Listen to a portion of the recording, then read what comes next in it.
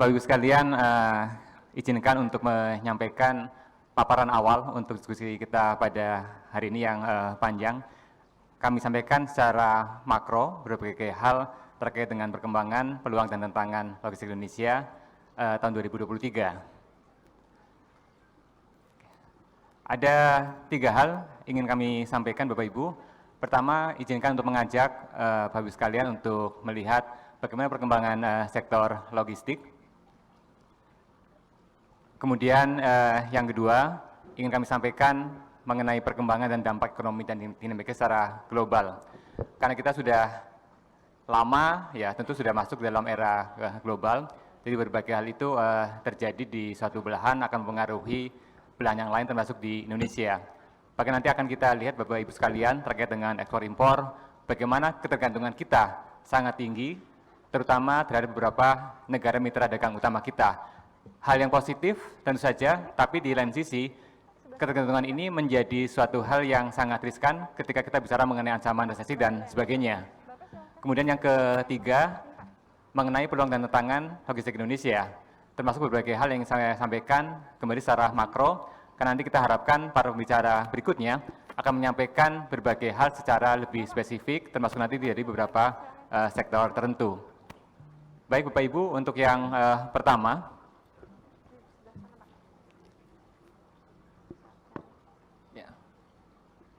next. Bapak ini kosong Pak? Kosong Pak atau ada orang ya? Mohon izin untuk saya berdiri, Mbak Ratna, Pak Joko. Ya.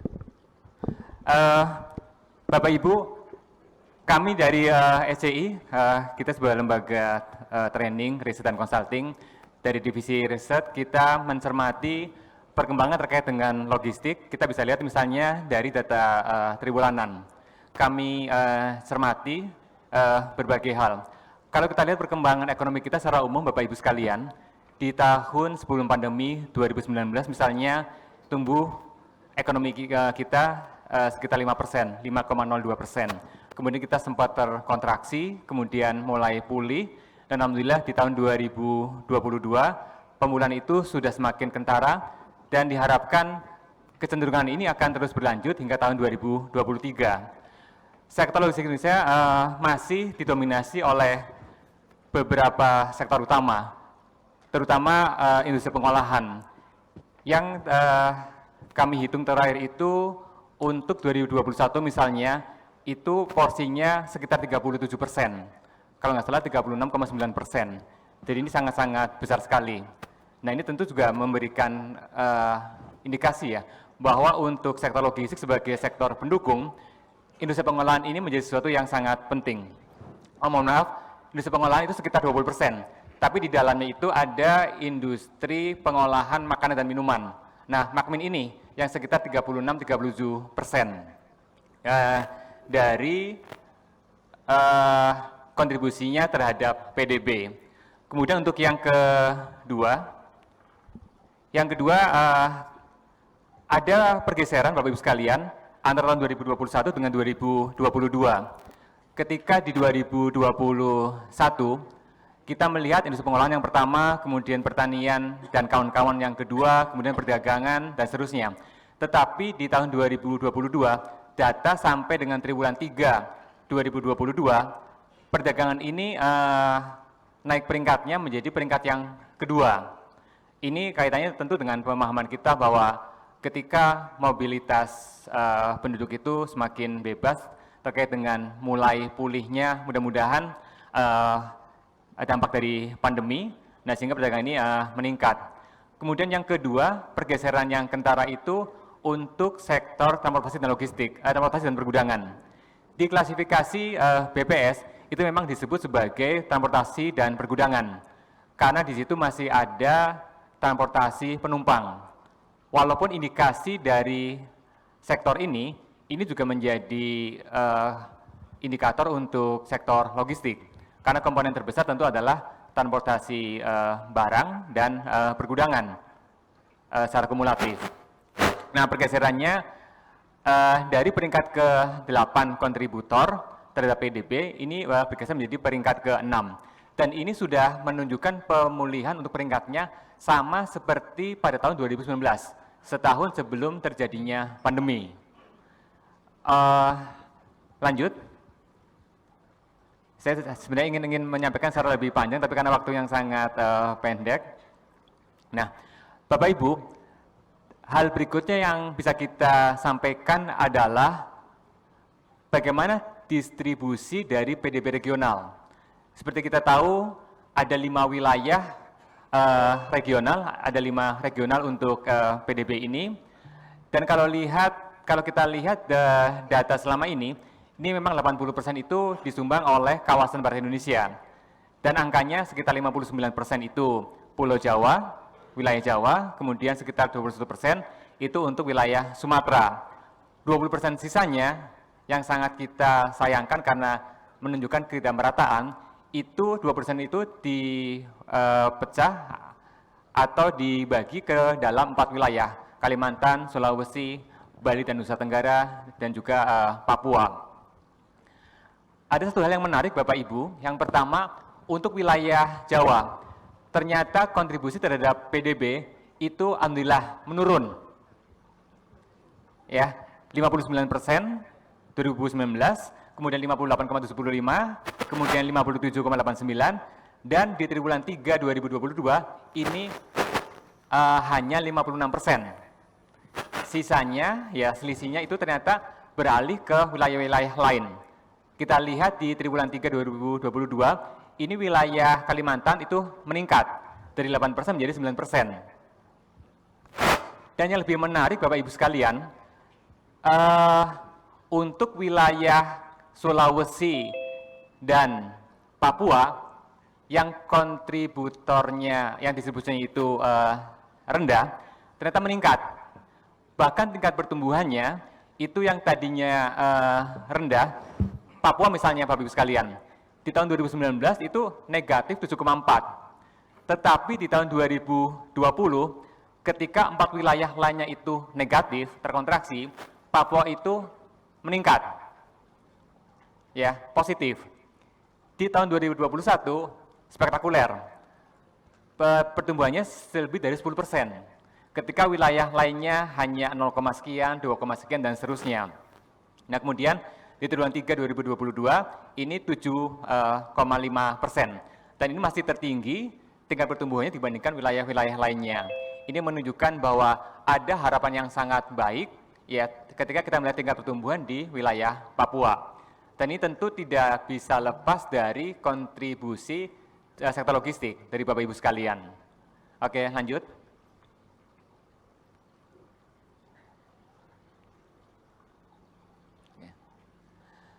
Bapak Ibu, kalau kita lihat sektor transportasi dan pergudangan, ini angkanya sangat spektakuler ketika kita mencermati pertumbuhan di 3 triwulan 2022. Ketika sektor yang lain itu tumbuh hanya sekitar 3, 4, 5%, sektor transportasi dan pergudangan itu di triwulan pertama luar biasa.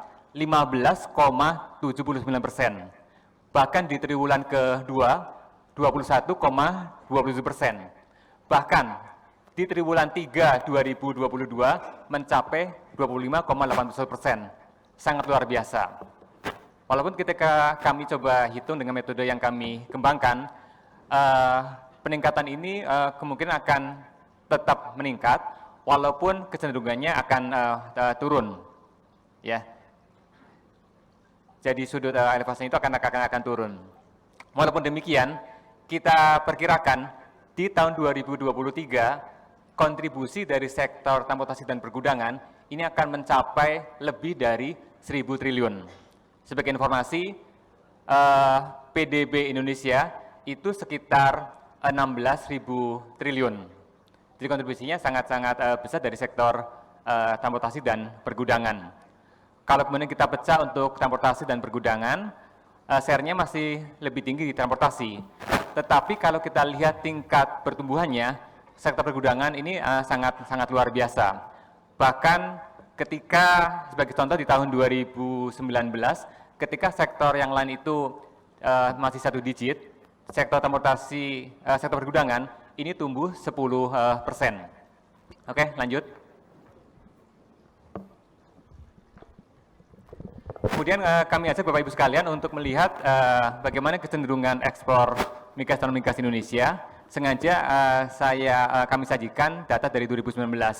Kita lihat kecenderungannya meningkat, walaupun ada fluktuasi yang sangat besar di tahun 2022. Ya, pada bulan Mei ada penurunan ekspor migas dan non-migas.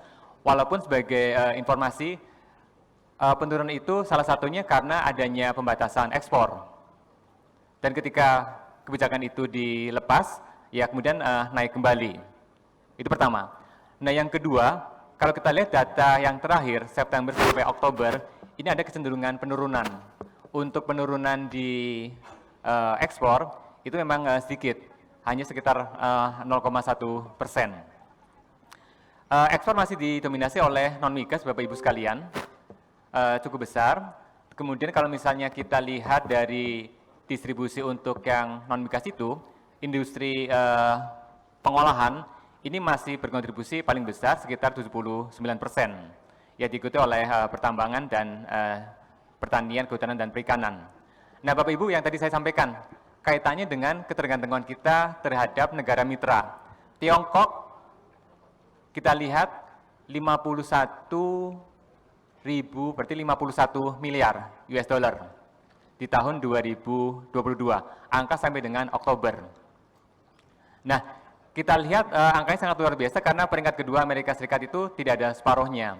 Dan kalau kita lihat yang Tiongkok ini melebihi dari sisa 10 negara mitra yang ada. Oke, lanjut. Karena waktunya sangat pendek. Nah, untuk yang impor juga serupa Bapak Ibu sekalian. Mungkin saya langsung ke pangsa impornya, ini juga sama didominasi oleh Tiongkok. Nanti akan kita lihat bahwa ancamannya adalah ketika terjadi resesi di Tiongkok. Ini menjadi satu hal yang harus kita waspadai. Kecenderungannya sama untuk yang dari tahun 2019 sampai dengan tahun 2022 Oktober. Oke, lanjut. Oke, 5 menit lagi. Lanjut. Oke, sebelumnya. Ini satu hal yang sangat umum sebenarnya, cuman karena saya ambil dari salah satu sumber bahwa disrupsi yang terjadi itu risikonya memang terjadi dari sisi supply, demand, dari sisi environment, kemudian dari operasional. Untuk yang environment ya kita alami sekarang, ya ketika terjadi bencana, ketika terjadi kecelakaan seperti misalnya adanya kapal kontainer yang karam ya Pak Joko waktu itu sangat luar biasa risikonya, ya masalah hal-hal lainnya. Dari sisi supply and demand ini juga terkait dengan pandemi kemarin, ketika terjadi lockdown misalnya, ini mengakibatkan adanya hambatan dari sisi supply, seperti itu. Ketika kita memposisikan Indonesia sebagai demand. Oke, lanjut. Nah, Bapak Ibu, ini yang seharusnya memang memberikan optimisme kepada kita, melanjutkan bahwa kita harus optimis. Mengapa? Karena berdasarkan pertumbuhan ekonomi 2022, ini Q1 terhadap sampai Q3, kita melihat Bapak Ibu bahwa Indonesia sangat bagus. Di triwulan pertama 5,0%, naik 5,4, kemudian 5,7. Tadi saya sampaikan di 2019, kondisi sebelum pandemi, kita 5,02%. Kondisi kita lebih bagus daripada negara-negara lainnya. Walaupun kalau kita cermati, Malaysia lebih tinggi, di triwulan 3 sampai 14,2% year on year. Kemudian Vietnam ini sesuatu yang sangat-sangat menarik, karena kalau kita lihat logistiknya pun di sana sangat luar biasa. Ini menjadi satu hal untuk kita bersama untuk melakukan introspeksi, sekaligus memberikan motivasi untuk kita lebih meningkatkan kinerja dari sisi sektor logistik. Oke, lanjut. Angka ini saya sengaja sampaikan karena untuk memberikan gambaran bahwa fluktuasi yang terjadi itu memang sangat-sangat luar biasa. Ketika ada ancaman lockdown misalnya, ketika ada ancaman embargo misalnya, tapi ternyata di sisi lain itu bisa jadi terjadi panen, ya, sehingga kekhawatiran terhadap harga yang terus meningkat, kenyataannya apa? Ternyata turun, seperti itu. Ini ternyata terjadi untuk gandum, kedelai, gula, CPO, dan sebagainya. Oke, lanjut. Ini juga sama untuk yang komoditas unggulan kita. Ya, penurunan itu bisa jadi karena negara-negara lain ya ada panen yang dengan harga yang lebih kompetitif, kemudian ada penurunan permintaan karena ekonomi yang turun dan sebagainya. Oke, lanjut. Nah, ketika terjadi ancaman, ini saya sampaikan juga di seminar yang sebelumnya, sebenarnya ada dua hal yang kita khawatirkan. Yang pertama, gangguan dari sisi pasokan.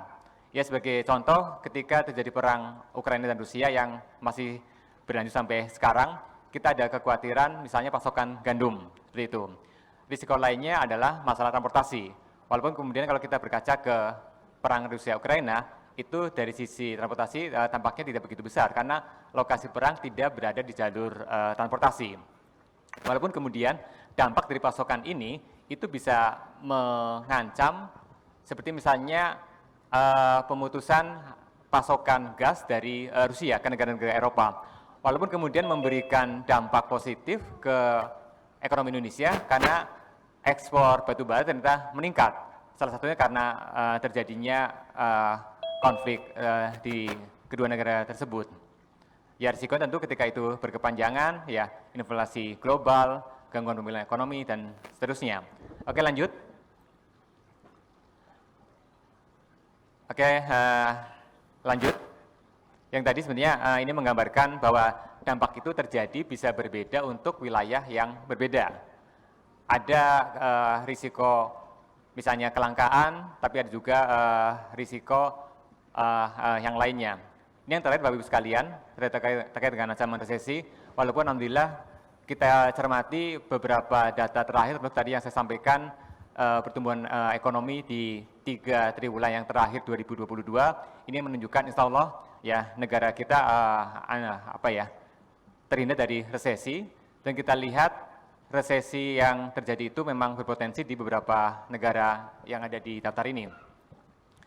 Yang kita khawatirkan memang ketika ancaman resesi itu terjadi di negara-negara tersebut yang kemudian mempengaruhi katakan permintaan atau pasukan ke negara kita. Satu hal Bapak Ibu sekalian, saya sampaikan di beberapa kesempatan bahwa ketergantungan kita terhadap pasokan modal dan bahan baku misalnya, ini seharusnya memberikan motivasi kepada kita, kepada pemerintah Indonesia, supaya kita mencari dan mengembangkan sumber-sumber pasokan bahan baku alternatif dari domestik.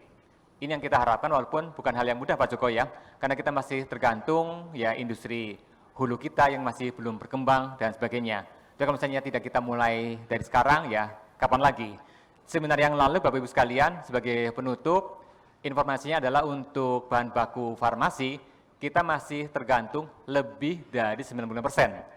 Padahal kita tahu bersama ya potensi hayati kita sangat luar biasa, rempah dan sebagainya sangat luar biasa, yang kemungkinan besar itu bisa menjadi dikembangkan untuk industri hulu, untuk industri farmasi. Demikian Bapak Ibu sekalian, pengantar dari saya untuk diskusi kita pada hari ini.